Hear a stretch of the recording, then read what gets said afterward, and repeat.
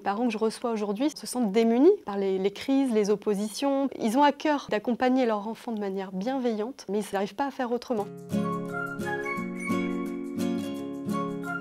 Je suis Mélanie, je suis consultante en parentalité et formatrice et je suis aussi l'heureuse maman de 2 enfants de 6 et 3 ans.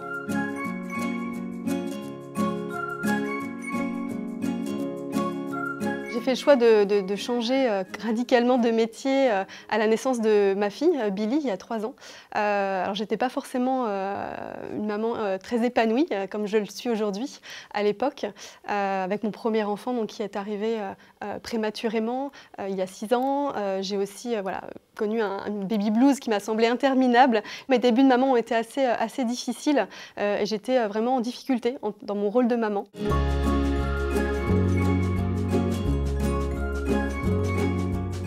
Les parents que je reçois aujourd'hui se sentent démunis par tout ce qui se passe, par les crises, les oppositions, par les émotions débordantes des enfants. Ils ont à cœur de faire autrement et d'accompagner leur enfant de manière bienveillante, mais ils n'arrivent pas à faire autrement que justement recourir à ces violences dans le but d'élever l'enfant. À la fois parce qu'ils ont reçu ça et comme disent beaucoup, ils n'en sont pas morts, donc ils continuent dans cette lignée-là. Et à la fois, il y a ceux qui ont envie de faire autrement, mais qui sont, comme je disais tout à l'heure, un peu prisonniers de leurs propres émotions et qui n'arrivent pas forcément à accompagner leurs enfants de manière non violente. En fait.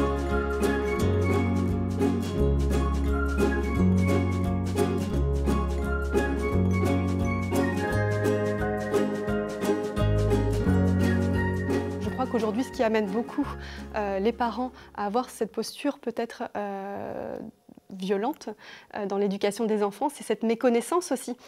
Méconnaissance du développement cognitif, affectif de l'enfant et de ses besoins fondamentaux. Moi, en tant que maman, quand j'ai commencé, en tout cas, quand je suis devenue en tout cas consciente et que j'ai pu percevoir un peu mon enfant, par exemple, ne peut pas réguler ses émotions tout seul, de par l'immaturité de son cerveau. Quand j'ai pris conscience de ça, mon regard sur ses émotions a changé. J'étais plus forcément en colère quand il y avait une crise ou qui se mettait à pleurer, etc. J'étais plutôt dans la compréhension, en fait, dans la posture de me dire « Ah, bah ok, c'est dur pour lui, en fait ». Et ça, je crois que c'est effectivement un changement à amorcer. Dans la posture aussi, j'étais moins dans ce rapport de force.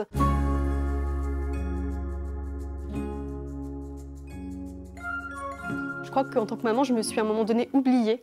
On a parfois l'envie, en tout cas, de se dévouer pour ses enfants. En tout cas, moi, j'étais cette maman-là et je me suis complètement oubliée et j'étais fatiguée et donc peu patiente. Et je pense que ça, c'est vraiment aussi la clé, c'est aussi de prendre soin de soi.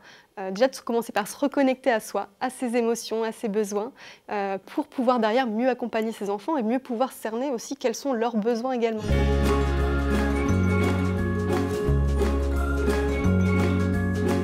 Une fois que j'avais fait ce travail-là, en tout cas de me connecter à moi, c'était beaucoup plus facile d'essayer de me mettre à la hauteur de mon enfant, d'essayer de comprendre qu'est-ce qui se passe derrière ce comportement. Finalement, derrière chaque comportement difficile d'un enfant, il y a toujours un besoin non comblé.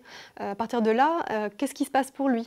Être dans l'investigation en tant que parent, d'essayer de comprendre un peu, de se mettre à sa hauteur. Et puis, parfois, on ne sait pas ce qui se joue pour l'enfant.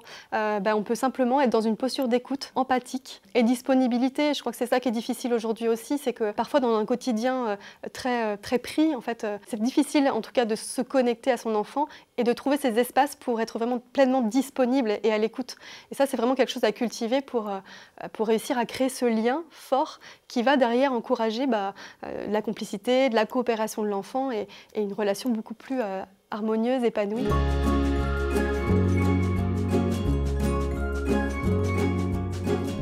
Ne pas hésiter à demander du relais. C'est vrai qu'on peut avoir en tant que parent parfois ce sentiment de honte de demander de l'aide. Et puis parfois on ne trouve pas forcément ce réseau aussi autour de soi, de confiance, etc.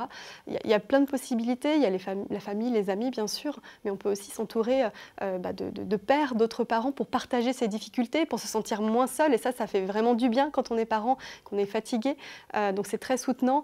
Et puis s'entourer de professionnels aussi, comme je peux le faire aujourd'hui. On dit qu'il faut tout un village pour élever un enfant. En tout cas, c'est un proverbe africain, parce que dans certaines civilisations, on éduque les enfants en communauté, en famille, etc. C'est plus trop le cas en France aujourd'hui. Les parents sont aussi très isolés. Et je pense que c'est ça aussi qui fait que c'est une difficulté aujourd'hui. On s'isole beaucoup, alors que, effectivement, créer ce village soutenant, c'est quand même une clé, je trouve, pour pouvoir vivre sa parentalité de manière beaucoup plus apaisée, avoir cet espace d'écoute en tout cas aussi de soutien.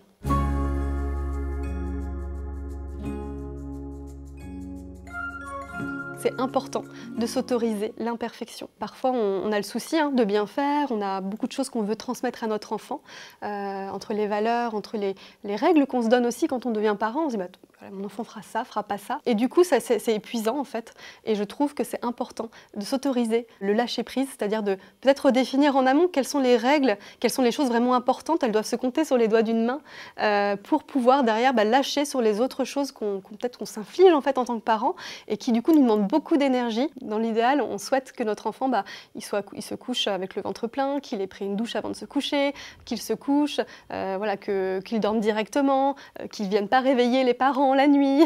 Ça, c'est vraiment l'idéal un peu qu'on a. Et puis il y a la réalité. La réalité, parfois, non, l'enfant, des fois, il est fatigué, il n'a pas faim, en fait. Donc, est-ce qu'on ne peut pas lâcher là-dessus en se disant, en fait, son besoin, là, il est vraiment de dormir. Est-ce que je peux lâcher sur le repas en me disant, OK, s'il avait faim, il mangerait en même temps. Mon enfant me rejoint la nuit dans le lit parce que il a fait un cauchemar ou quoi que ce soit.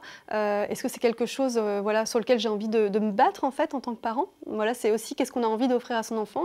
Qu'est-ce qui est important pour nous? Est-ce que si il dort avec nous et que tout le monde dort et se réveille reposé et apaisé, est-ce que c'est pas ça finalement la clé pour retrouver voilà, de la joie et puis se sentir bien en fait en tant que parent? En tout cas, reposer, c'est vraiment important d'être bien reposé quand on est parent.